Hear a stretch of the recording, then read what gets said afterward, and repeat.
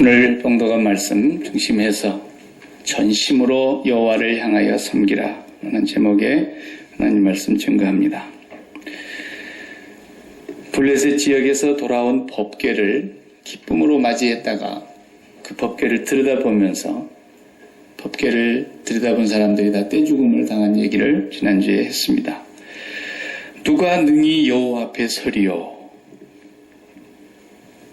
아무도 여호와 앞에 허락이 없이는 설 수가 없는 것이 우리 사람인데 그것을 알지 못한 백성들이 죽음을 당했던 것입니다. 너무 무서우니까 저 산 높은 지역에 사는 기브아 지역의 기란야림이라는 동네를 기브아라 그래요. 거기에 사람들에게 전가를 보내서 법궤를 빨리 가져가라. 이것 때문에 우리가 다 죽게 생겼다. 블레셋 땅에 가도 다 죽게 생겼고 이스라엘로 돌아왔는데도 다 죽게 생겼어요. 그래서 이제 기브아의 사람 중에서 아비나답이라고 하는 사람의 집으로 오늘 본문에 보면 옮겨갔다고 나옵니다. 그 아들 엘레아살이 거룩하게 이제 선택을 받아서 이 법궤를 잘 지키고 관리하게 했습니다. 그러기를 20년이 지났다 그랬어요. 20년이 지난 세월이 짧은 세월이 아니죠. 20년이 지난 뒤에 오늘 읽은 본문에서 무슨 말씀이 나옵니까? 함께 우리 성경을 보면서 2절을 보면은 걔가 기랍 여아림에 들어간 날부터 20년 동안 오래 있은지라 이스라엘 온 족속이 여호와를 사모하니라 그랬습니다. 여기 사모하니라는 말이 참 번역이 오해할 수밖에 없게 번역을 해놔서 우리는 사모한다 그러면 막 이 연인을 사모한다, 뭐 사랑한다 이런 뜻으로 물론 이해하기가 쉬운데 왜 성경을 그렇게 번역을 했는지 잘 모르겠는데 원어에는 그렇게 안 나와 있습니다. 원어는 아나라는 단어를 쓰는데 사모라는 말이 애도한다는 뜻입니다. 애도한다. 애도한다는 말은 사모한다는 말하고 전혀 다르거든요. 애도한다는 건 어디 가서 애도합니까? 초상집에 가서 사람을 죽었을 때 그 죽은 사람을 다시 만날 수 없다는 것 때문에 그동안 쌓았던 그 우정과 사랑과 그 관계가 깨어지면서 이 땅에서 다시 볼 수 없는 그 사람을 애도하는 거예요. 그 가족과 함께 슬퍼하는 거예요. 그런 단어예요, 이게. 그러니까 여호와 앞에서 애도했다는 거예요.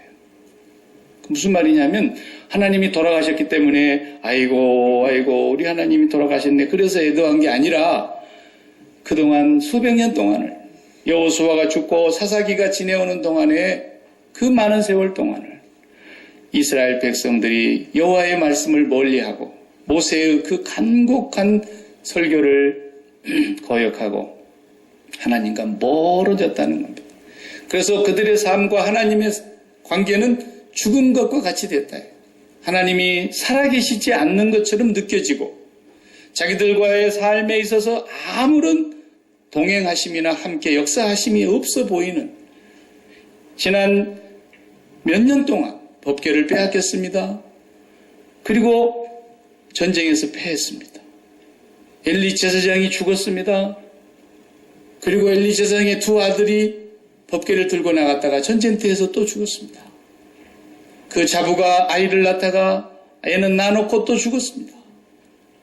그리고 그 법궤가 빼앗겼다가 다시 되돌아왔는데 법궤를 들여다본 사람들이 떼죽음을 당했습니다. 법궤가 무서워서 멀리 법궤를 옮겨다 놨는 세월이 벌써 20년이 지났습니다. 하나님이 그들 가운데 함께 하시지 않는 것 같아요. 이 상태가 바로 그들의 마음이 지금 애도하는 마음이 됐다고 말입니다.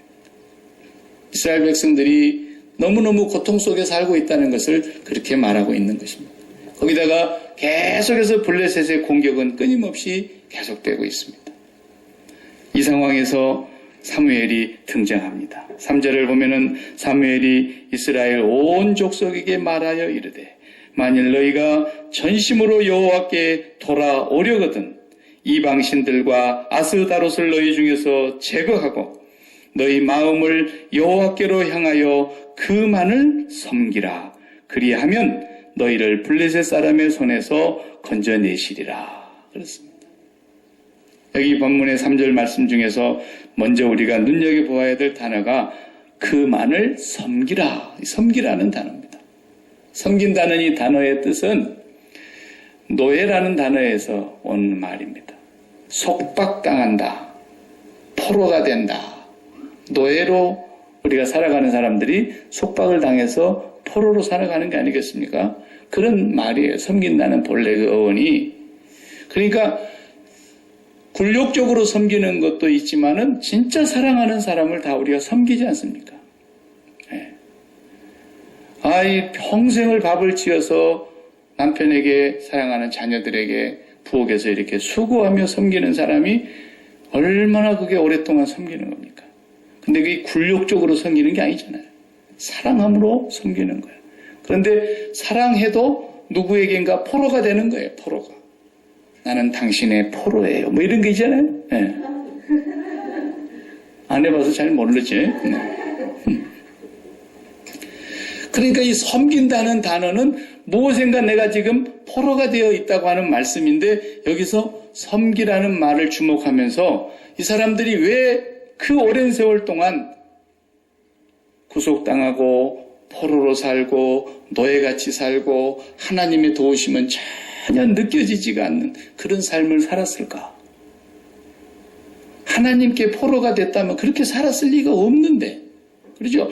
우리가 사람을 사랑해도 능력 있는 사람 한 사람만 사랑하면 어떤 사람은 보니까 그냥 장가 한번 잘 가가지고 온 집안이 다 바뀌어버린 사람도 있더라고. 그래가지고 그냥 그 여자 하나 사랑했는데 어쩌다 보니까 그 여자가 회장님 손녀예요. 그래가지고 그냥 집안이 다 바뀌는 거예요. 네. 그러니까 누구를 사랑했느냐가 지금 누구를 섬겼느냐가 그 사람의 문제를 지금 자아내게 되는 것인데 이 하나님의 백성들이 엉뚱한 걸 섬겼다는 거죠. 바알과 아스다롯을 섬겼다 그랬어요. 우리가 흔히 말하는 그냥 우상숭배를 바알과 아세라 또 아스다롯 뭐 이렇게 하는데 다 거기서 거기에요. 그러니까 이 사람들은 바알을 섬겼다 아스다롯을 섬겼다 그렇게 볼 수는 없어요. 왜? 예수님께서 말씀하시기를 사람이 물질하고 돈하고 하나님을 이렇게 동시에 섬길 수가 없다 그랬거든요. 절대로 그렇게 될 수가 없어요, 사람은. 바알과 아스다롯을 섬겼다는 말은 그들을 신으로 섬겼다는 말이 아니고 그들 마음속에 바알이 가져다 준다고 믿는 아스다롯을 섬김으로써 가져다 준다고 믿는 그 물질의 풍요함과 번성함과 그런 것을 섬겼다는 거예요, 마음에.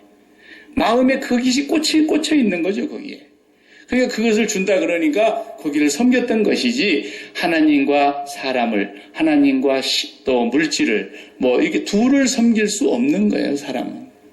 여러분, 두 사람에게 속해갖고 살면 이게 너무너무 불행한 거예요. 집에 한 사람 두고 또 어디 가서 한 사람 이렇게 두고 이렇게 사는 거 보면은 그 드라마에나 있는 얘기인 줄 알았는데 그런 사람들이 있잖아요. 너무너무 불행해지는 거예요. 사람은 절대로 하나님이 지으실 때 둘을 사랑하지 못하게 해놓으셨어요. 가장 행복한 것은 온 마음을 다해서 하나만 사랑할 때 최고 행복하게 해놓은 거예요. 그러니까 하나님과 뭔가를 동시에 섬기고 동시에 포로가 될 수는 없는 거예요, 인간이. 그런데 그렇게 살려고 하니까 인간이 불행한 거죠.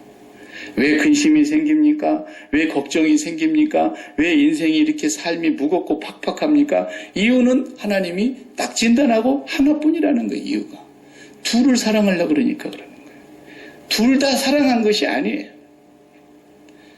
둘을 사랑해도 엉뚱한 걸 사랑하면 더더욱 불행한 것이고 진짜를 섬기는 것 같은데도 그 진짜를 섬기는 것이 아닐 때 불행해지는 거예요. 그래서 기독교를 많은 사람들이 오해하는 거예요. 막 부흥 강사들이 와가지고 교회 충성하십시오. 자손 만대에 복을 받습니다. 그러니까 사람들이 아멘 그리고 은혜 받았어요. 그리고 무엇에 마음이 꽂힌 거예요?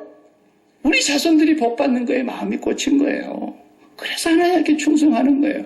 이런 건 다 바알과 아스다롯을 섬기는 것과 하나님이 똑같이 취급하시는 거예요.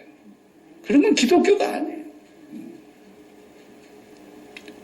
기독교는 하나만 섬기는 거예요. 그리고 나면은 그 하나만 마음에 꽂히면 끝나는 거예요. 너희는 여호와를 기뻐하라.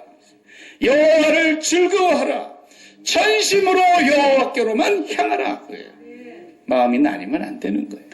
그러면 나머지는 하나님 속 안으로 다 넘어가는 거예요.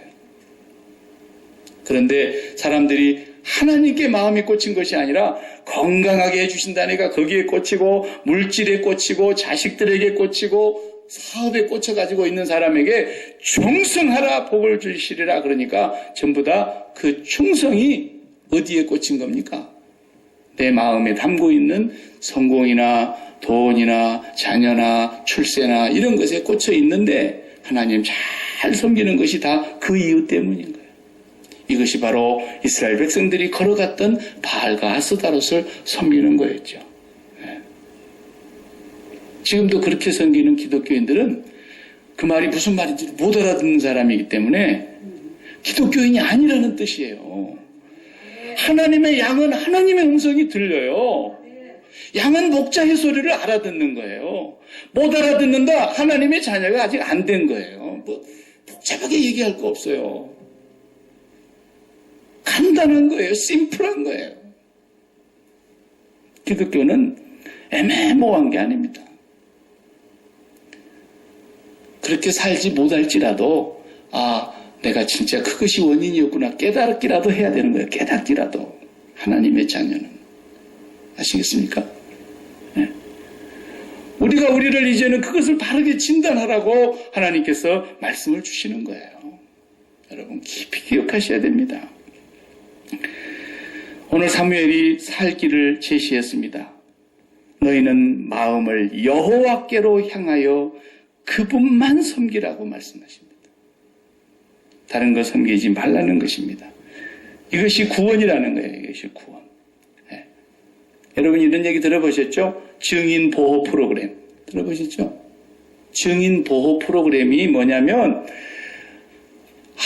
아주 악한 범죄자를 이제 심판해가지고 벌을 받게 해야 되겠는데 가령 뭐 마피아 두목을 잡았다. 그러면은요 그 마피아 두목이 웬만히 갖고는 죄에 안 걸립니다. 왜냐하면 전부 밑에 쫄따구들을 시켜갖고 했기 때문에 자기는 근거가 없어요. 그런데 이제 이걸 정확하게 근거를 잡아서 법적으로 잡아 넣으려면 뭐 해야 되는 거예요?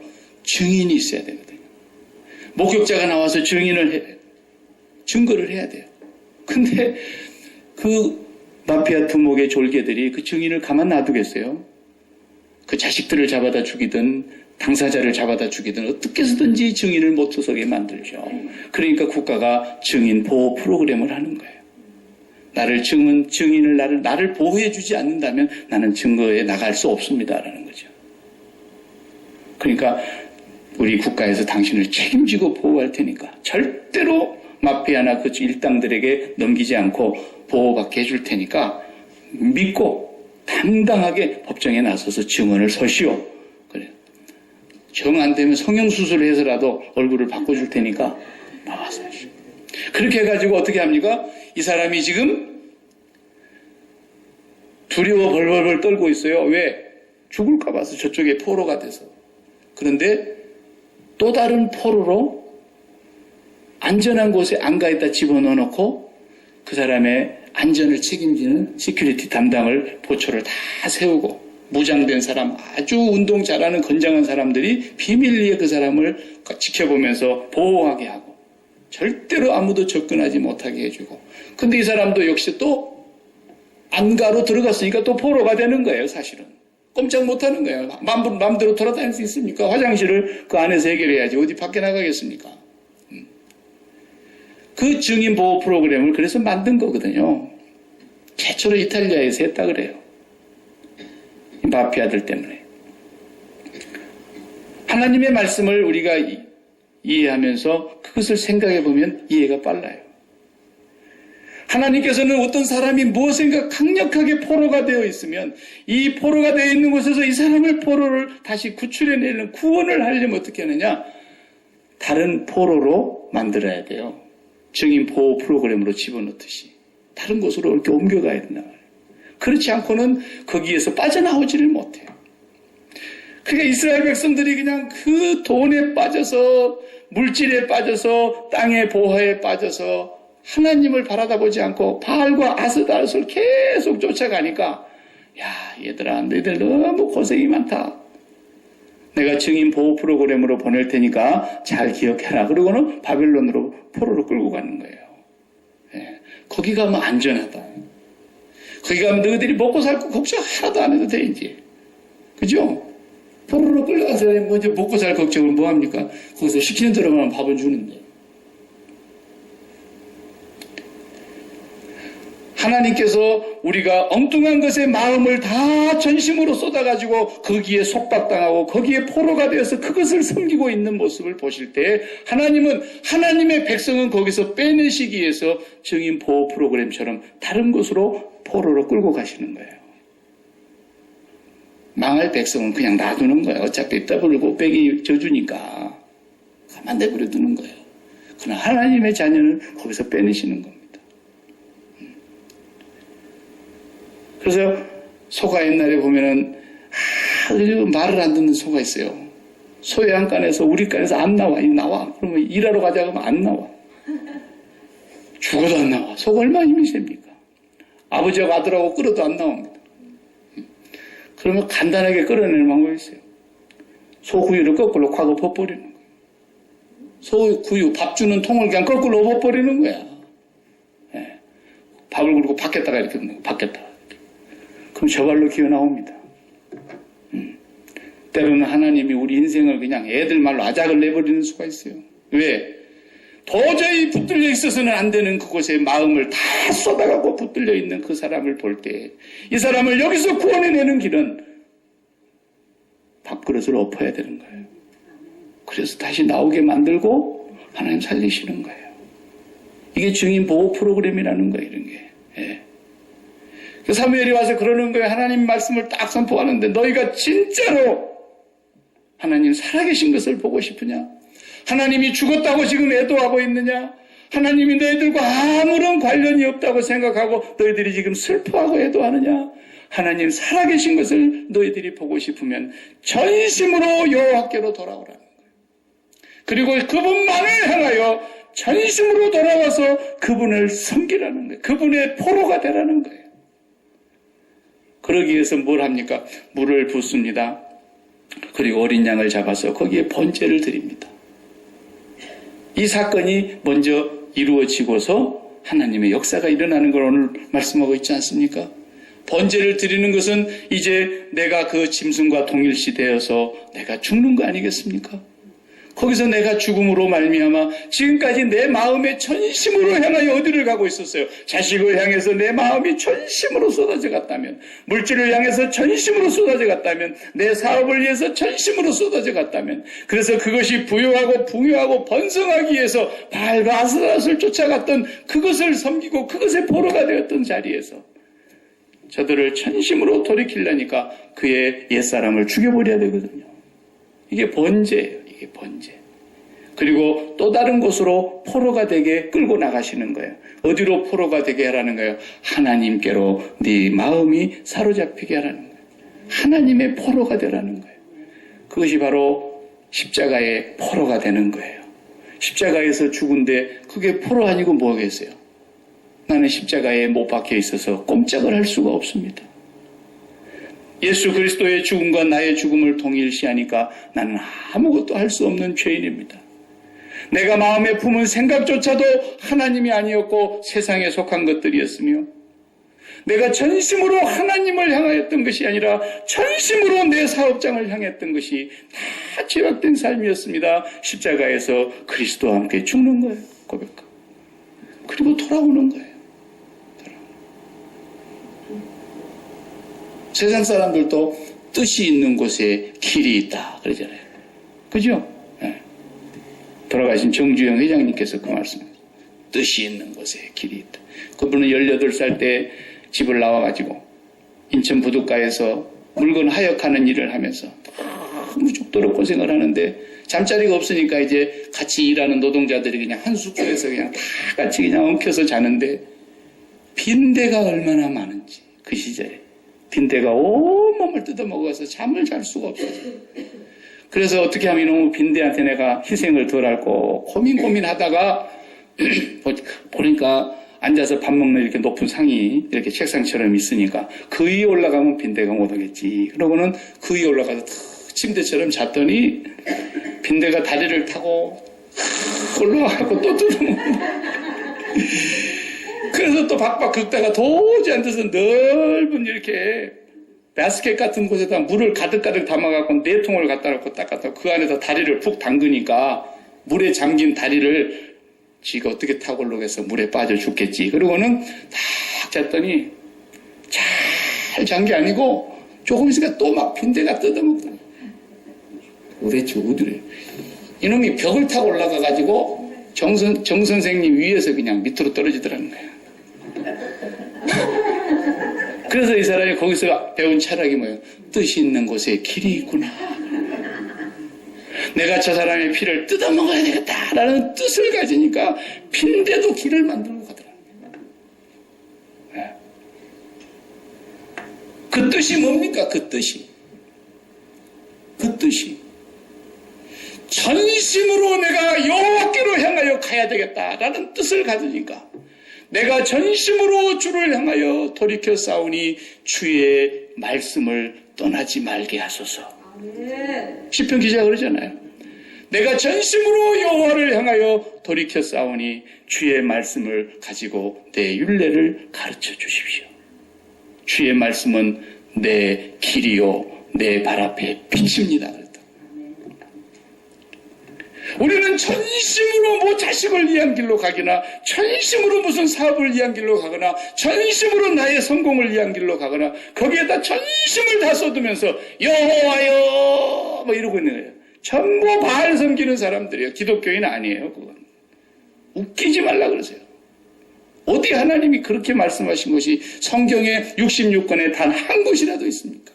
너희는 마음을 다하여 전심으로 여호와를 향하라. 내가 몇 살이 되면 얼마만큼 무슨 일을 행하고 내가 몇 살이 되면 얼마만큼 무슨 일을 행하고 내가 몇 살이 되면 얼마만큼 무슨 일을 행하고 그것이 뜻입니까? 그건 예수 믿는 사람이 아닙니다. 예수 믿는 사람은 내가 몇 살이 되든지 몇 살쯤 되면은 내가 하나님을 이만큼 벌고 내가 몇 살쯤 되면은 하나님을 이만큼 벌고 내가 몇 살쯤 되면 하나님을 내가 이만큼 벌어서 하나님을 더 깊이 알리라. 하나님으로 내가 배가 부르는 부자가 되리라. 전심으로 여호와께로만 향하였더니 바로 여호와께서 우리의 길을 갖고 계시더라는 거예요. 이게 기독교입니다, 여러분. 이게 기독교예요. 그렇게 살지 못하기 때문에 전심으로 주님을 향해서 나아가는 길을 잃고 방황하기 때문에 내가 전심으로 인생의 길을 쌓아가야만 되는 것인 줄 알고 거기에다가 내 마음을 다 쏟고 힘을 다 쏟고 죽을 힘을 다 쏟아가지고 살아보니까 지금 우리가 얼마나 남았던가요? 그 남으면 뭐 하겠어요? 죽음이 다가오는데 아무것도 아니에요. 전심으로 여호와를 향하여 내 마음을 다 드렸더니 그러면서 다윗이 고백하기를 주의 율례를 떠나지 말게 하소서. 내가 전심으로 주님을 향하여 마음을 다 들여놓고 보니까 주님의 율례와 주님의 계명과 주님의 법도와 주님의 율법이 주님의 말씀이 내 앞에 길이었고 빛이었습니다. 그래서 나는 이 말씀을 송이꼴처럼 더 달보게 여겼습니다. 내가 이 말씀을 절대로 떠나지 않으려고 이제는 작정했습니다. 이게 기독교. 그 말씀이 바로 하나님이시며 그 말씀이 육신이 되어서 오신 예수 그리스도이시며 그 말씀을 완성하신 사건이 십자가의 사건인 것입니다.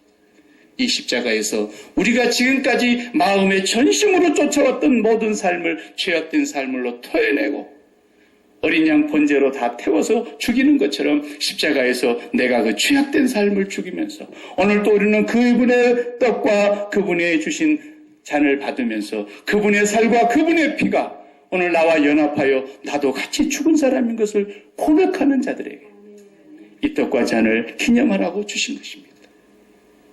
전심으로 여호와를 향해 보십시오. 전심으로 여호와를 벌기 위해서 힘써 보십시오.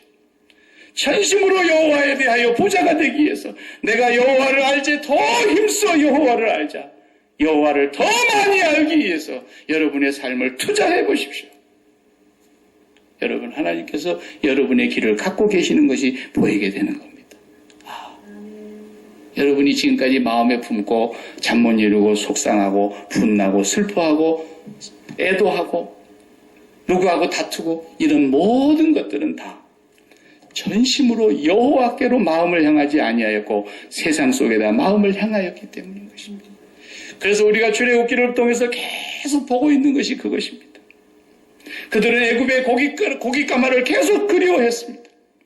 거기에서 있을 때는 나가게 해달라고 그렇게 부르짖더니 나가게 해놨더니 다시 거기 애굽의 고깃가마를 찾았던 그들에게 너희는 이제 다시 내게 포로가 되어서 증인 포로 보호 프로그램으로 들어와야 된다. 그게 광야로 간 겁니다.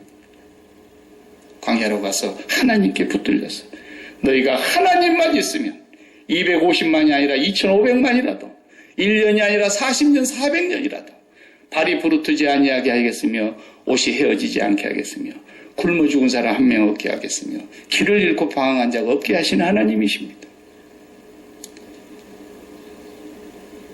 그래서 그 길로 우리를 인도하시려고 주님이 오셨고 주님이 내가 곧 길이다 진리다 생명이다 말씀하신 것입니다. 그래서 내가 양의 문이니 나를 통해서 들어오고 나가는 자만이 꼴을 얻게 될 것이다 말씀하셨습니다. 양은 아무것도 알지 못합니다. 그렇지만 목자만 있으면 양은 모든 것이 해결되는 것이기 때문에 사자는 자기가 인생을 다 해결하는 것처럼 사는 것입니다.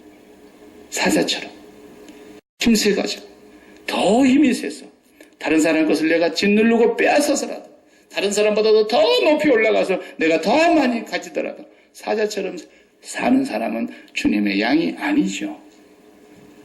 하나님의 백성은 양처럼 사는 것입니다. 양이기 때문에 그렇습니다. 하나님, 나는 길을 알지 못합니다.